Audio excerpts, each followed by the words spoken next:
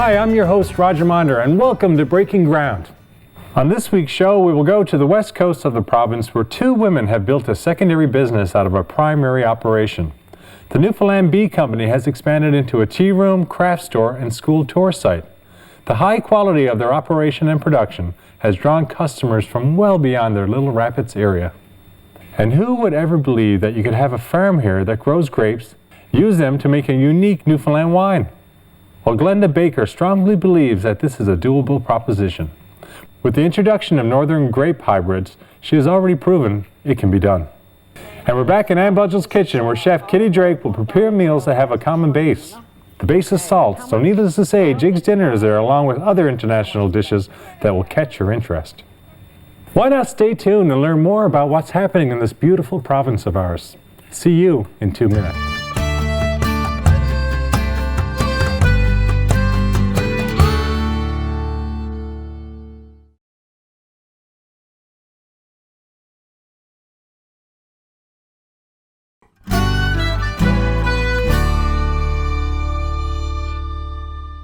Newfoundland honey still holds its unique reputation for being one of the few places in the world where its honey is truly chemically free. Let's see what else the Newfoundland Bee Company has to offer.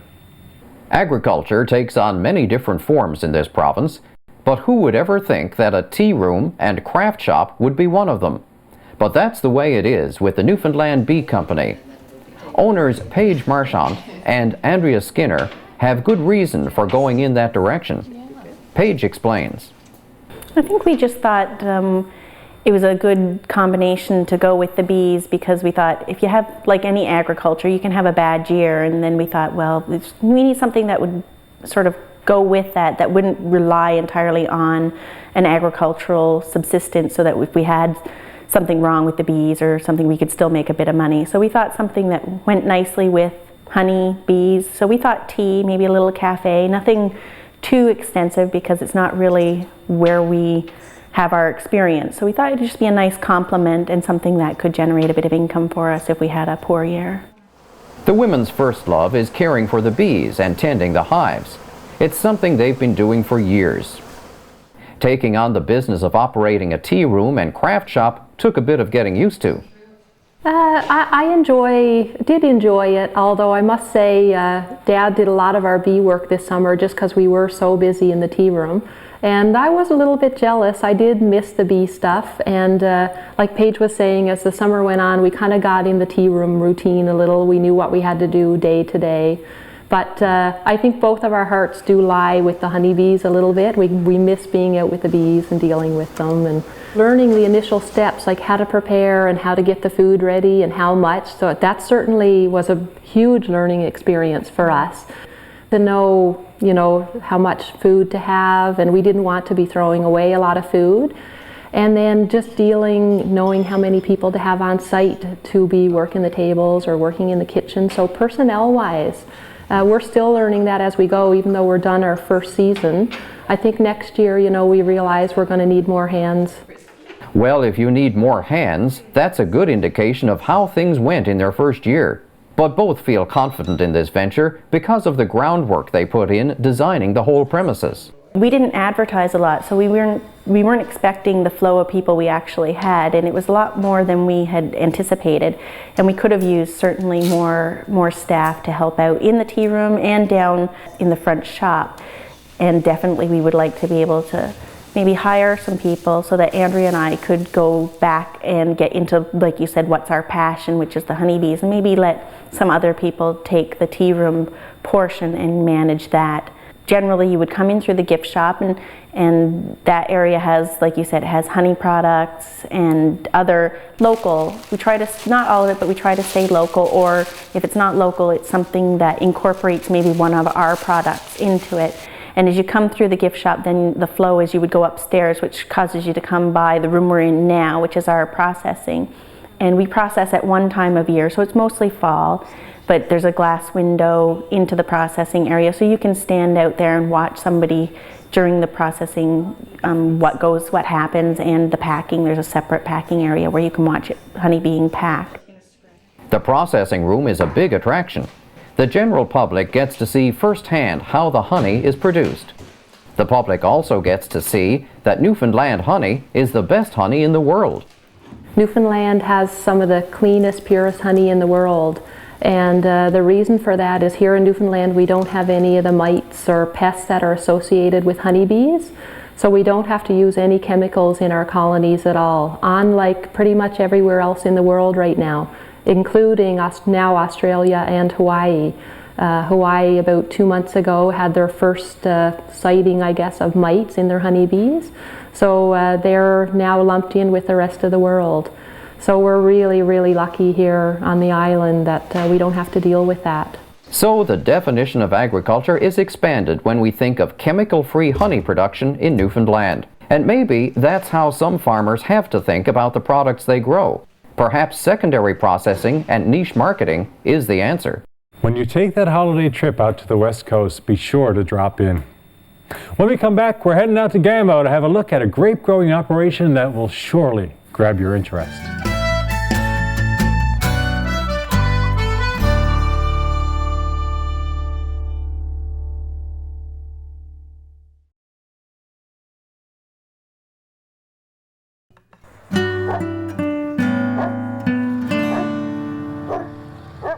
Glad to see you're still with us. Now it's off to Gambo to see the foundation of Newfoundland's first commercial vineyard. The beautiful country of France is famous for many things. Its snug harbors and unique waterfronts attract visitors and artists from all over the world. Its coastline, especially in the Brittany area, is very reminiscent of the Newfoundland coastline, where jutting headlands, unique slipways, and small boat fishers cast their nets for cod and flounder. Inland France is where most of the farming takes place. It has great soil and sunny conditions, and when it comes to the vineyards, that's where the dramatic difference between Newfoundland and France is most notable. But if Gambo resident Glenda Baker has her way, vineyards would become a bigger part of the Newfoundland farming landscape. It started for me when I was making the blueberry wine and I was looking up recipes. Got a whole bunch of hits on cold climate grapes and hardy grapes, and they were growing in places that I had lived and knew were far colder than here. So I investigated more, and then I bought a few and planted them, and then it just got worse and worse and worse. I just kept planting more and more and more. Oh, I couldn't believe the way they grew. They took right off. You're not supposed to get grapes in the second year off the cuttings. I was getting grapes, and of course I was pretty good. I pinched off most of them, but some I couldn't, and the grapes were good. They did ripen. And then the third year, it just kept increasing, and as you can see, the growth that we get here is phenomenal. And if you find it hard to believe that grapevines can flourish here in Newfoundland, you'll be even more surprised by this fact. We do have a lot of bog, and grapes have never been grown in a bog. We're the first ones to do it. I mean, we have no choice, that's our soil, but grapes traditionally are grown on a mineral soil.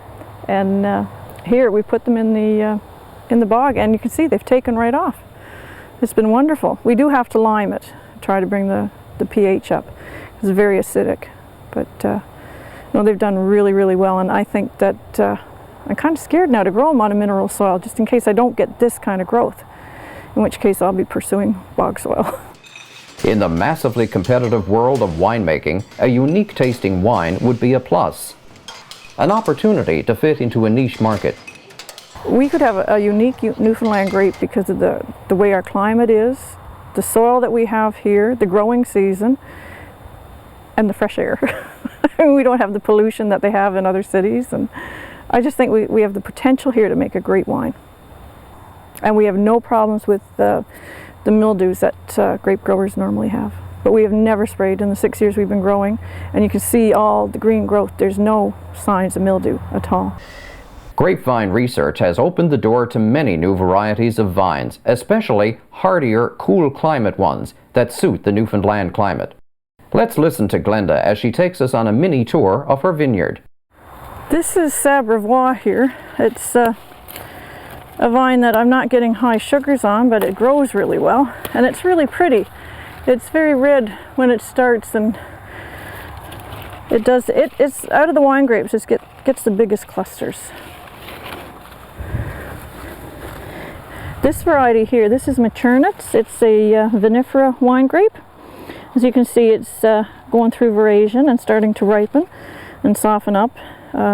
The clusters are small and the grapes are small, but it is for winemaking. It's a Cabernet Franc type of wine that you would get from this one. This variety here, this is Delisle. It's another wine grape that'll make a Riesling type of wine, and it's really hard to propagate. And it's so sweet and the wasps love it. But it's one that's got great potential for here. This variety here, this is the David McGregor 8521-1 that I was telling you about earlier. Very tiny grapes. It's the one with the Merlot in the background. And it's done exceptionally well here. It kind of reminds me of little blueberries, and I'm not sure if that's why it's doing so well or not, but that's one I'd highly recommend for growing in Newfoundland. This variety here, this is our Chardonnay, and as you can see, it overwinters just fine and produces quite a few nice clusters. It'll probably do better once we get it up on a trellis system, and we are going to try some own root Chardonnay rather than buying grafted vines. Just do it from cuttings, and that's for a nice white wine. This is our Pinot Noir. It's not growing like you'd see it anywhere else, but the Pinot overwinters just fine. This area here is not getting a lot of sun in the early morning or the late evening. It's the wrong place for it, but it's doing wonderful. As you can see, like Pinot shouldn't be growing like this. Newfoundland has 2 wineries which make their own original wines. The winery owners have expressed an interest in what she's doing. So who's to say that Newfoundland can't support an expanding wine industry that could find a niche on the world stage? Oh yes, I think anyone who can grow the grapes should grow the grapes, because then you'll have people trying to make the different wines. And you'll also identify which wines are producing the best kind of, or which grapes are producing the best kind of wine here in the province. The more people making wine, the better chance you have of a really good wine. Glenda, we're all rooting for you. Wouldn't we all love to see Newfoundland wine made from Newfoundland grapes? Well, we're off for another break. I'll let Anne give you a better picture of what's in store.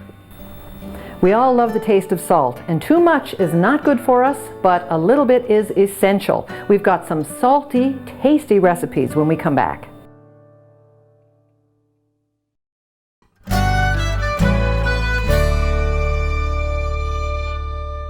And now the fun begins. Here's Anne and Kitty with more fun cooking ideas for you.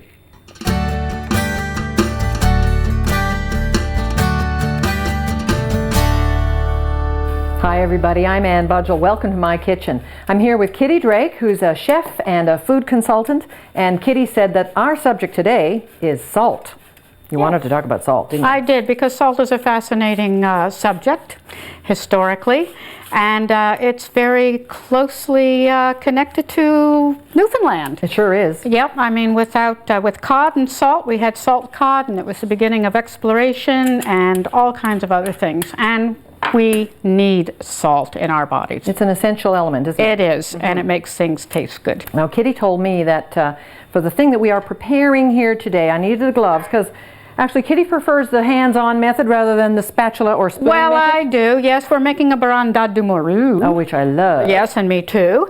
Salt cod, of course. Got the salt cod here, and you boiled that already. Yes, that's already boiled. Yep. And So I'm just going to flake it up a yep, bit just more. flake it up. And most recipes say take a bowl in the back of a wooden spoon and mush it, but what are hands for but mushing? yeah. And then you want garlic. She's and rasped out a lot of garlic. yes, here. I have two cloves for that amount, more or less depending on what you would like to do. Now, Brandad, for people who don't know, Yes. tell me about that. It's a spread. Yeah. Not a dip. It should be served warm, and usually on something like croutons. Okay. And you'll have it slightly warm, and you don't want it mushy or creamy. You want it sort of fluffy. All right. So you've got that fluffy. But All we've got in here now is garlic and fish. Right. And And Kitty now is adding a healthy big spoonful full of of potato. mashed potato.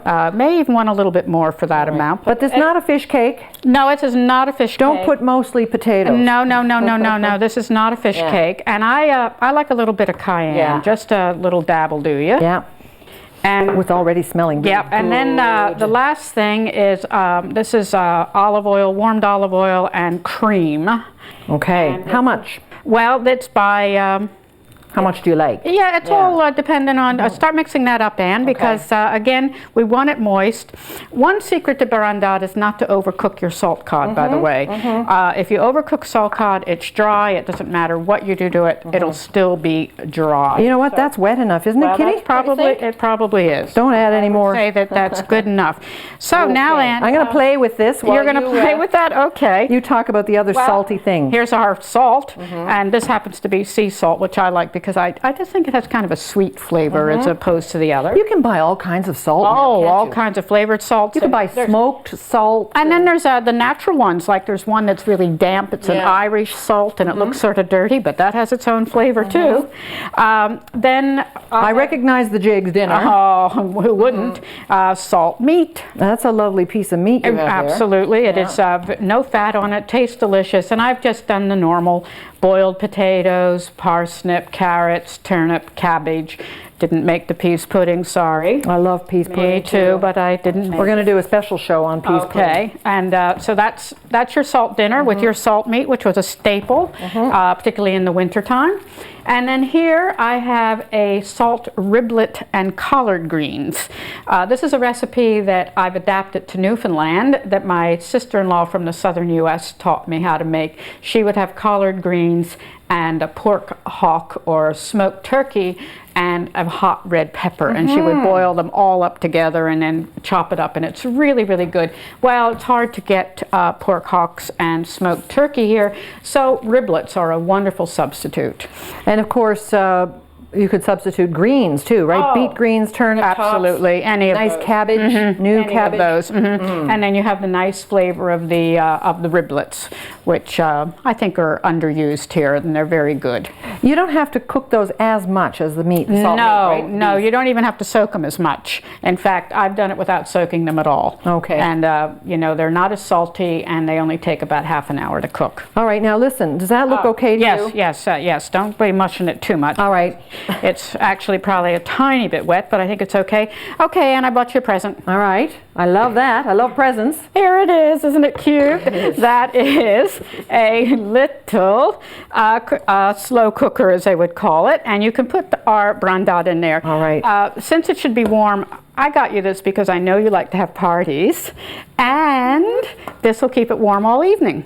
Perfect thing. For people to... Everybody's going to want one of these. Yeah, absolutely. And you can just put it here, and, you know, people can gather around and have their... Is it rude to lick the gloves? No, it's not rude, but... Off they go. Off they go. Okay, and so now... Let's check it out. Let's have some.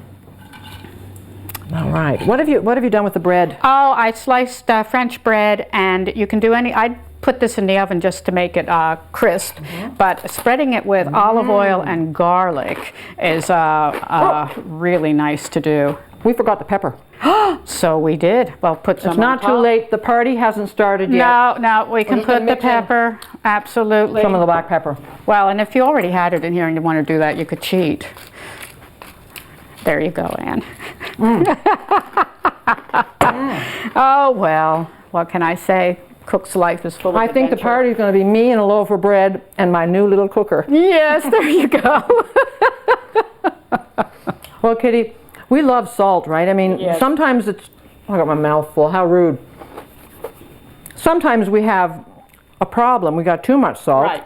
So these things are a standard part of our diet, but you're not supposed to be eating this every day of the week, are you? Well, no, and you do soak out most of it, and so it's eating this every day of the week would probably be better for you than eating all the processed foods, which are full of salt. Exactly. And I mean, they get 2 times as much salt as you need in a day in a can of soup, so better make it at home and get some vegetables. And get some vegetables and control the amount of salt.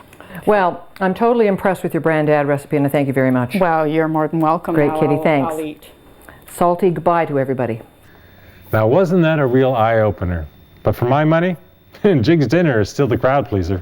Next week, we'll combine the topics of agritourism and the need for more young people to consider farming as a career option. Nathan Dennis of Piccadilly on the Port-au-Port Peninsula always wanted to be a farmer. Just a simple vegetable garden in his parents' backyard got him hooked.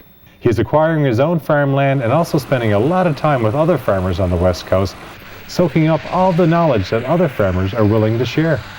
He feels strongly that the future for him will be good, and that farming is a career well worth pursuing. Michelle and Jim Lester have expanded their successful farm to include the concept of opening it up to the general public. They have made a substantial financial and emotional commitment to agro-tourism.